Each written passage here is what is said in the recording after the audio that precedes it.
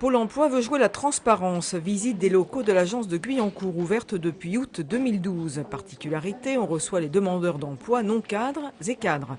Une vitrine pour l'institution publique. Le taux de chômage atteint ici 5,5%, similaire à l'Allemagne. En 2012, l'agence guyancourtoise a récolté 5400 offres. Essentiellement, on a le secteur du commerce, puis avec les centres commerciaux, notamment Saint-Quentin en Yvelines, le service à la personne, bien sûr, et tout ce qui est, je dirais, informatique. D'accord. Voilà. C'est les trois secteurs où on recrute essentiellement. Une agence de Guyancourt donc montrée en exemple, 60 agents y sont affectés. Pourtant, les problématiques de retour à l'emploi sont les mêmes que partout pour trois types de populations, les jeunes, les seniors et les chômeurs de longue durée. Et les chiffres qui viennent d'être publiés ce matin-là pour le département ne sont pas bons. Accroissement du nombre de demandeurs d'emploi dans les Yvelines, une hausse plus rapide qu'au niveau national, plus 2,3% contre 1,4%.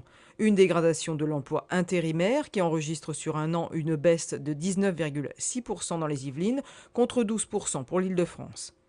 Ça reflète plutôt une situation de marché de l'emploi et plutôt moins dynamique qu'il ne l'a été. Et donc la conséquence pour les demandeurs d'emploi, c'est effectivement on a une croissance de la demande d'emploi de longue durée. On a aussi un point de préoccupation pour lequel on est particulièrement mobilisé, notamment avec la mise en place des emplois d'avenir sur la population jeune, notamment les jeunes non qualifiés qui sont particulièrement touchés pour des durées d'accès au premier emploi ou des situations de précarité qui sont des points sur lesquels on est particulièrement attentif et on est particulièrement mobilisé avec les équipes. Les Yvelines restent toutefois un département encore épargné avec un taux global de chômage qui s'élève à 7%, à comparer aux 10,5% au plan national. Le département, dans sa partie nord, en vallée de Seine, souffre notamment de baisse d'emploi dans l'industrie automobile.